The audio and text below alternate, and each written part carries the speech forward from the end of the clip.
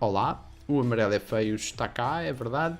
Mais uma vez, um comentário, crítica, opinião ao live show mais recente, que foi com o convidado Sérgio Luís de Carvalho, que é licenciado em História, tem um mestrado em História Medieval, é professor de História de Arte, é diretor do Museu do Pão e da Cerveja e, além disso, ainda é escritor e já lançou mais de 40 livros. Também já ganhou uns quantos prémios internacionais, prémios de escrita, e é fantástico porque o senhor faz tudo e já fez um pouco de tudo relativamente a este tema e não só, e é muito bom. Entretanto, aqui na descrição vai estar o site, porque o senhor tem um site sobre não só sobre a vida dele, mas também com informações dos livros que ele lançou, os temas que lançou, de que é que ele fala, o que é que ele conhece. Portanto, o site, já agora adianto, é sergioluisdecarvalho.com, mas depois aí na descrição dei uma olhadela.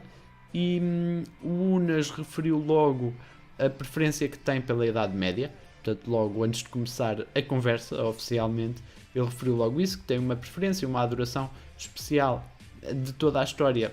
A parte preferida dele é a Idade Média, e eu entendo, por acaso concordo, é uma altura realmente fascinante e com uma data de histórias e curiosidades interessantes e diferentes, comparando com o resto da história, que tendencialmente é um pouco seca, como se costuma dizer. A Idade Média, eu acho que é, se tiver que escolher, é mesmo a parte mais interessante da história.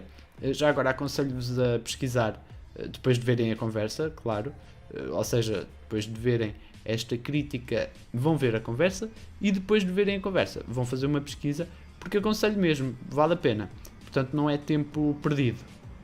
Portanto, partindo aqui já para a fase inicial, a partir dos mais ou menos 9 minutos e 40 segundos, contou-se a história de onde vem o termo assassino, uma história que eu não conhecia de todo. Portanto, a palavra assassino tem uma história interessante até mesmo. Revejam depois, porque é engraçado. Claro que não vou adiantar aqui para não vos tirar o interesse da conversa. No seguimento disso, conversou-se assim por alto de frases e expressões usadas em Portugal, portanto, aquelas frases habituais que nós usamos para descrever situações ou quando nos acontece alguma coisa. Portanto, falaram disso, o que é que significam, às vezes frases que nós usamos no dia a dia, mas que nunca pensámos o que é que será, de onde é que aquilo vem, quem é que disse aquilo pela primeira vez e porquê.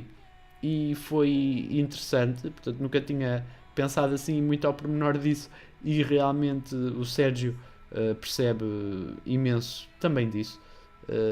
Portanto, foi incrível a facilidade como ele realmente explicou logo ali duas ou três, ali logo assim à partida. Pequena questão que depois o Unas colocou mais ou menos aos 17 minutos e 30 sobre como é que era viver na Idade Média. Por exemplo, ele até falou logo na altura, por exemplo, falando aqui ano 1000, que é ali mais ou menos no meio. E a resposta foi assustadora.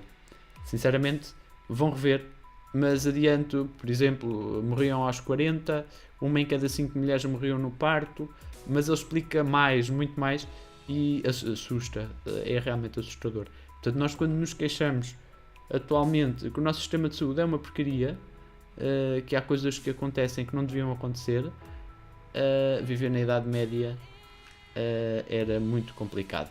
Portanto, ele alongou a explicação e realmente o convidado, portanto o Sérgio, fala como se estivesse lá.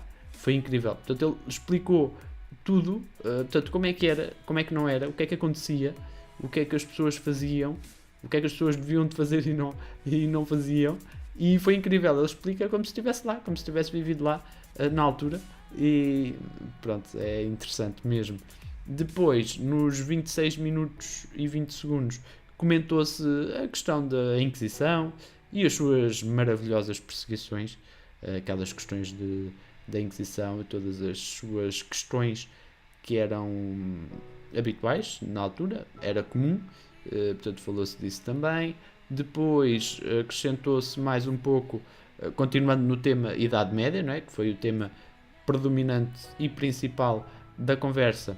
Portanto, falou-se da ausência de higiene associada à Idade Média, a história dos maus cheiros, portanto, mesmo no meio das ruas, em plena Lisboa, havia maus cheiros, sujidades, coisas um pouco impróprias. E também ali o Sérgio deu ali um toquezinho que disse, já agora se quiseres saber, até te conto como é que eram as idas à casa de banho nas caravelas portuguesas. Portanto, como veem, coisas interessantíssimas, obviamente, não é? Portanto, cocó e casas de banho é sempre muito interessante. Mais à frente, ele alongou um pouco a conversa no sentido de falar de várias personalidades nacionais no seguimento de uma pergunta que foi feita por um patrono sobre qual considera o maior herói nacional. Portanto, o patrono fez essa pergunta, qual é que é para o Sérgio o maior herói nacional, e o Sérgio deu a sua resposta, depois revejam. Portanto, ele posso dizer que ele não especificou muito, portanto ele deu a entender que é uma pergunta difícil, mas depois revejam. Aos 44 minutos e 20 partiram para o tema da monarquia, na sua fase mais recente, perto ali mais já a chegar à viragem para a República, um pouco antes, portanto a viragem para a República foi em 1910, ele falou ali de 1820, 1860, pronto, portanto ali já numa fase mais final, que ele teve umas confusões curiosas, e tem ainda até aos dias de hoje, portanto supostamente hoje ainda há uma pequena linhagem monárquica, caso a gente voltasse, ele explicou o que é que poderia acontecer e o porquê de haver tantas dúvidas e tantas questões sobre se voltássemos à monarquia, quem é que afinal de contas seria o herdeiro, ou a pessoa com direito oficial ao trono. Portanto, para quem este tema interessa, revejam, 44 minutos e 20. Depois, à volta dos 52 minutos e 40, fugiram para o assunto dos descobrimentos, também aquela questão normal e habitual em Portugal, já desde essa altura, até aos dias de hoje, portanto o esvaziamento e o gasto excessivo das riquezas e das coisas que encontramos e que descobrimos, especialmente no Brasil, não é? E não só, e portanto também a opinião negativa com que muitos povos ficaram de nós desde essa altura, alguns até aos dias de hoje, não tão notória, mas sim, alguns países têm sempre aquele travo amargo daquilo que os portugueses ficaram, até comentaram alguma parte do Brasil que ainda nos dias de hoje dizem que Portugal foi um pouco responsável por explorar excessivamente o Brasil, portanto, e levar-lhes tudo, e sinceramente até é um pouco verdade, não é? Portanto, a gente tudo o que era ouro, prata, pedras preciosas, a gente chegou ao Brasil e levámos tudo, é tudo nosso, e estourámos aquilo tudo também, sinceramente. Depois o Sérgio também falou dessa parte dos gastos, em que é que se gastou, portanto é sempre um mistério, mas o Sérgio sabe e explicou para onde é que foi toda aquela riqueza. Depois, para aqui mais para o fim, depois a partir da hora e 7, 1h07, um pouco mais, pronto, mais ou menos a esta altura, houve uma pergunta no WhatsApp no sentido de Cristóvão Colombo e da sua nacionalidade. Portanto, recentemente isto foi questionado historicamente, portanto até eu lembro-me de ter ouvido vagamente falar disto, de se perguntar afinal Cristóvão Colombo era português, era espanhol, era o quê?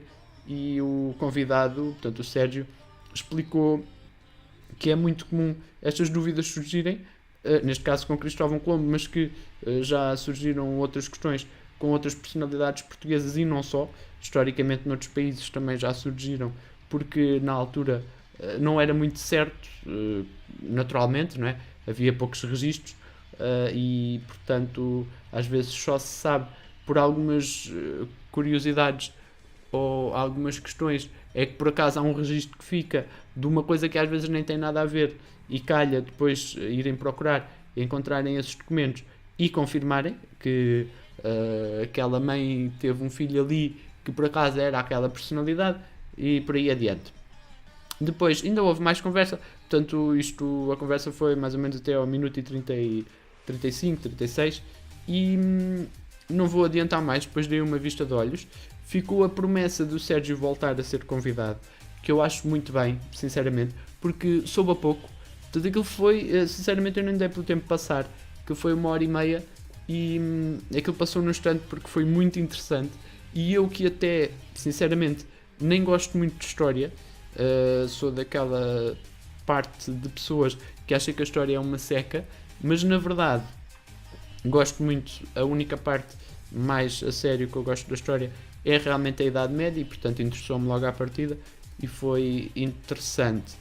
Depois ficou esta promessa dele voltar e também ficou a promessa dele voltar, mas noutra circunstância, ou seja, fazerem, por exemplo, a seleção de, imaginem, 10 quadros e desses 10 quadros o próprio convidado, porque ele, lá está, ele também é professor de História da Arte, portanto é uma parte que ele também entende imenso, e comentarem os quadros, ou seja, verem a pintura, o que é que está lá, o que é que querem dizer as coisas que estão lá, as técnicas de pintura, pronto, portanto uma parte histórica também, mas assim para variar um pouco, não é? Para não vir o convidado outra vez falar do mesmo tema, não é? Assim varia-se um bocadinho, foi ali uma ideia que o Unas deu e acho bem, acho que fez bem, portanto para se variar um pouco.